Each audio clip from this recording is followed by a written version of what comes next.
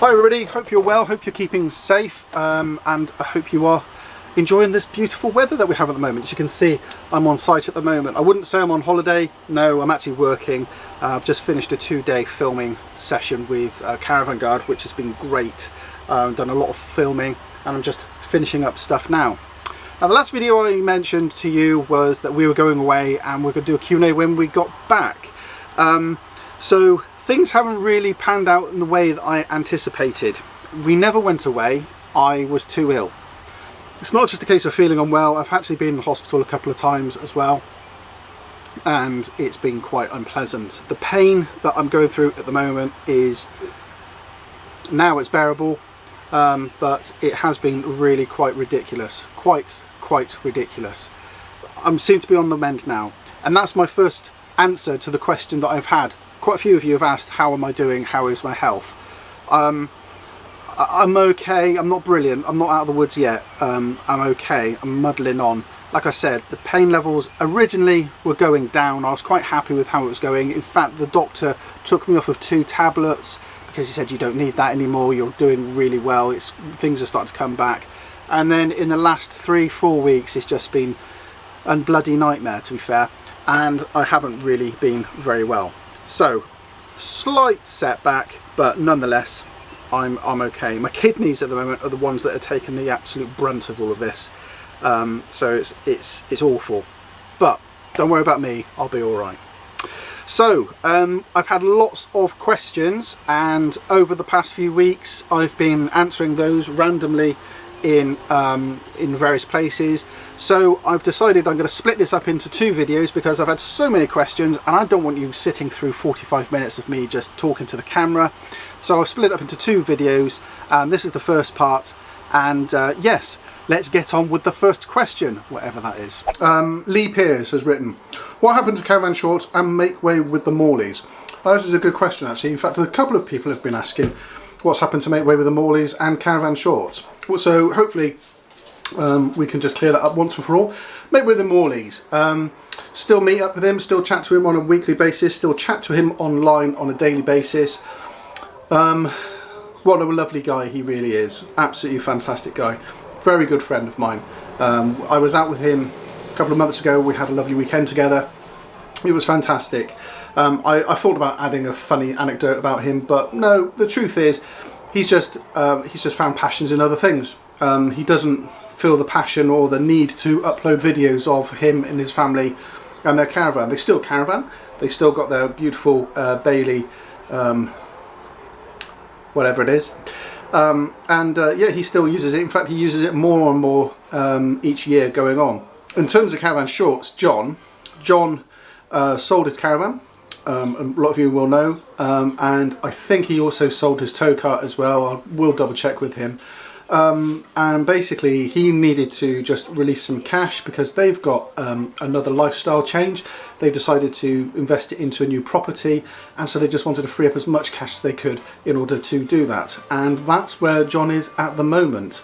I spoke to him not so long ago, I bumped into him in Sainsbury's not so long ago, and he's well, he's doing very well. Him and Sarah, they're both well, and yeah, they're all happy, and that at the end of the day is the important thing. Chris Caravan Capers, how do you find somewhere to park your outfit on motorway services areas if you need to stop, and has it ever been a problem for you? I'm a bit of a geek, to be honest with you. When we go away somewhere I'm completely unfamiliar with, when we went to Buxton a couple of years ago is a great example. Completely unfamiliar with any of the terrain, any of the land out there, don't know where I'm going to stop. I'm a bit of a geek and I work out a couple of contingencies. A couple of motorway services if we need to stop off, you know, for wee break or what have you, or refreshment refill, and also a couple of other areas where I need to pull over for whatever reason. I try to research it as much as I can, and to do that I use Google Street View. So when we went to Buxton, I found a couple of services on the M6 that I thought we could stop off. Just before, in fact, we turned off the M6, I can't remember the name of the services, someone will put it in the comments below, I'm sure, but I did my research and found that that was a very useful place for us to stop. I did my research, I did, you know, do the virtual driving around using Street View to work out how to gain access to the caravan stopping area, whether I need to reverse into it, whether I can drive into it, and obviously, you know, how secure it will be. So that's what I tend to do. I research to the absolute hilt anywhere that we're going that I'm completely unfamiliar with. In fact, I did that when we went to North Wales a few years ago, and that's where I learnt the craft of using Google Street View to work out where we're going to go. I also work out how wide the lanes are, especially when we're going to CLs. I use, again, Street View to work out if we're going down a country lane and how many passing places there are, you know, so that's what I use. I will say this though, some caravan and motorhome stopping bays in some of these service stations are frankly ridiculous. So it is a good idea to make sure you choose your service stations wisely, because, you know, some of them are awful. I remember when we stopped off at Telford on our way to North Wales, which was just off of the, oh, whatever it is, just literally when it goes from the motorway to the A road. When we stopped off there, every single bay was full and people were literally queuing up to park on the exit road out of the services, and that's what we had to do as well. I felt a little bit, you know, out of sorts, but I always stay with the caravan whenever we are in service stations anyway, so if we needed to move, we could move. But it was absolutely chock-a-block. So that's my top tip: use Google Street View as much as you can, and if you can see any reviews for it, well, use those as well. Tony S'mores asked, are solar panels worth the cost? Absolutely, absolutely. Even if you are not in the mood for going off-grid holidays, let's say for example you just want to stay on electric hookup sites all year round, that's absolutely fine. The one thing I will say about a solar panel is it always keeps your leisure battery topped up. And that's perfect in those winter months when your caravan is in storage, away from the house, or away from going away, and you just want to make sure that your leisure battery is looked after. It's got a constant charge going into it when it's daylight, and also that will keep things like your alarm active, and if you've got one, a tracker running as well. So those things are running in the background, and ordinarily if you've got no way of charging your battery up, they're going to flatten your battery within a couple of weeks. So having a leisure battery coupled up to a solar panel means that it can always stay intact. And for all the years that we've had our caravan, we've always had a solar panel, either the one on the roof, which is on our bailey, or back in the lunar days when I used to stick it in the front window. I would say that regardless, it's worth that investment just to keep your battery topped up. But also, it means that right now, with everything becoming more and more expensive, the options and the availability of more campsites which haven't got any facilities on board means that using a solar panel, you can run everything off of your leisure battery anyway. And certainly we did that a couple of weeks ago. We were away in the caravan in an off-grid site, and it cost us £7 a night.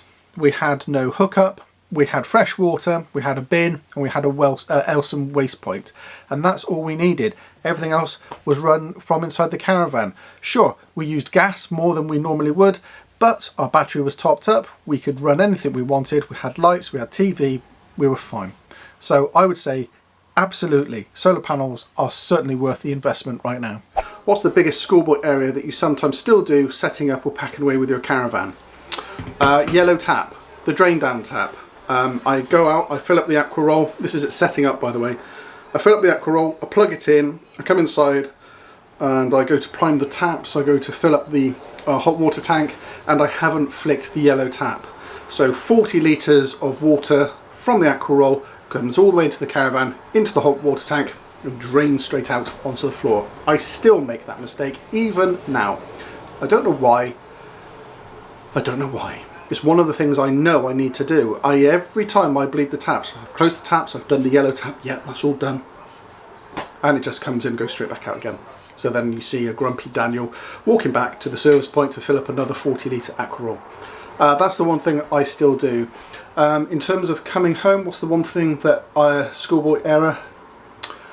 Coming home, I think we're usually okay by that point. I don't know what, if anything, that we do repeatedly which is wrong on our way back. I don't think we do, to be fair. We have had one incident once where I didn't latch the skylight properly. I thought it was latched, but it wasn't. It was just a little bit unlatched. That flew open on our way home. Thankfully somebody told us it was open on our way down the B road, otherwise that could have been a very expensive mistake to make. So that has just made us religiously check all the skylights now before we set off for home. So yes, that's quite useful, I think.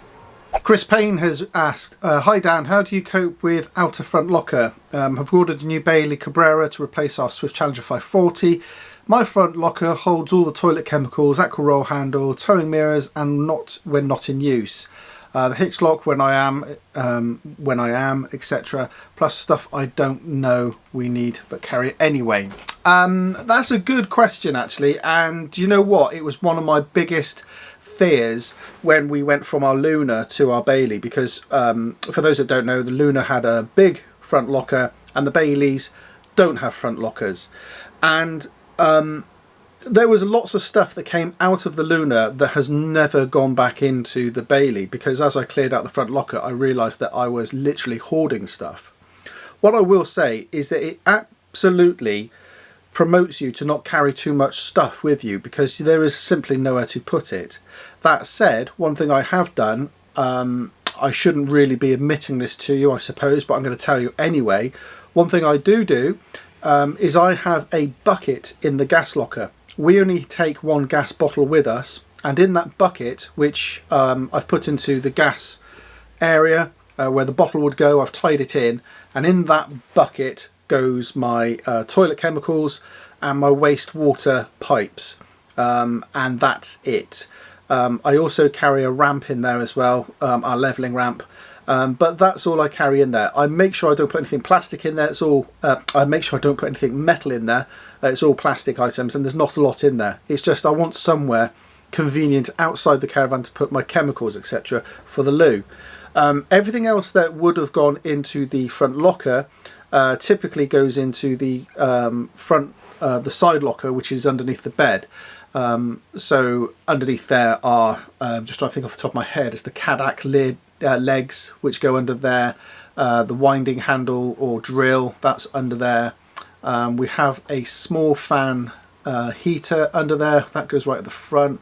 What else is there? Oh, the dog water bowl, that lives under there. The lead. What else is there? That's pretty much it, that actually lives underneath that front locker.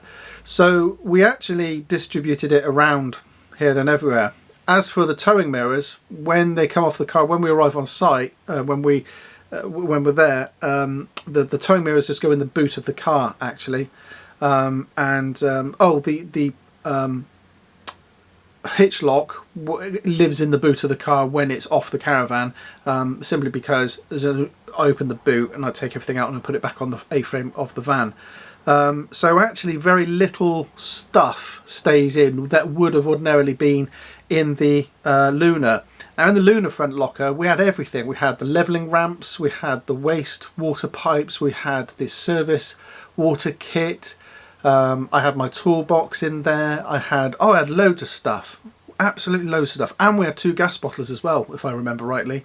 So yeah, I wouldn't have hesitated to say that in that Luna I reckon we were pretty overweight, but not having a front locker just stops you carrying all that stuff with you. Right, here's one from Rob Jones. Hi Dan, hope you are well and rested. Just one question, have you ever been or thought about taking the van into Europe?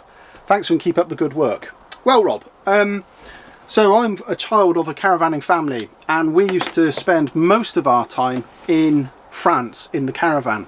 It was either that or the Forest of Dean actually, and I've got very fond memories of us being in France with the caravan. As a family, we actually planned to go away in 2020. We had everything geared up and we were prepared to go away in 2020 over to France. There was actually a few of us that were all planning to go as a bit of a convoy. Now, obviously, the pandemic hit and it knocked us about a bit, but also there was a bit of a change in the dynamic of our friends.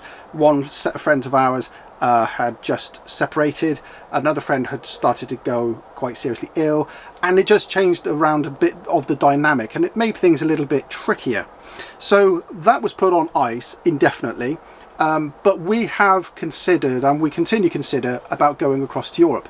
We don't think we'll go to France. In fact, what we actually want to do is we want to go to Holland. That's where we would really like to go. And we found a couple of sites that we really wanted to visit, and that is something that we still have on the cards. The one thing that's holding us back at the moment, frankly, is the cost. We can't justify spending the amount of money we would need to A, get on a ferry, and B, hitch up in another land, which essentially is going to be 3 or 4 times the price of when we hitch up and pitch up here in the UK. So that's the reason why, for the moment, we're quite happy touring around Britain, quite happy staying at home, and not really venturing that much further into Europe. It will happen, but just not yet. A number of you have asked the question, would we ever consider a motorhome, and do we think that we'll ever move over to a motorhome? I won't lie, we have talked about it at length. We've talked about this quite a lot, to be fair, and I think we are both still pretty much confirmed that a motorhome wouldn't suit us.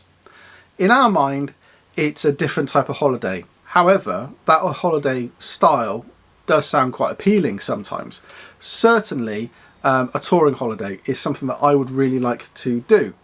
So we might investigate in borrowing a motorhome, hiring a motorhome, or something along those lines later this year, maybe next year, probably next year actually, and just comparing it. You know, what do we prefer? Do we prefer the motorhome, or do we prefer the caravan?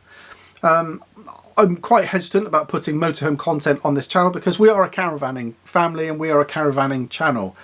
That said, if you would like to see us going away in a motorhome, put your thoughts down below, and maybe we can answer the questions as to, you know, is it any good in a motorhome? Do you really have to put everything away to nip down to the shops to buy a pint of milk? What is the freedom like? You know, those things are questions that I have in my head. Maybe we can answer those together. So if you like the idea of that, put the comments down below, and maybe we'll go and have a look to see if we can hire a motorhome for a couple of days or a week or something, and do a tour somewhere, maybe around Scotland. Yeah, building a plan up now in my head. So there we go, hope you enjoyed that. That's the first part of our Q&A, just a few questions that we were asked, and really thank you for everybody who did take the time to ask a question about either us, about the industry, or about anything else. So thank you, really appreciated that.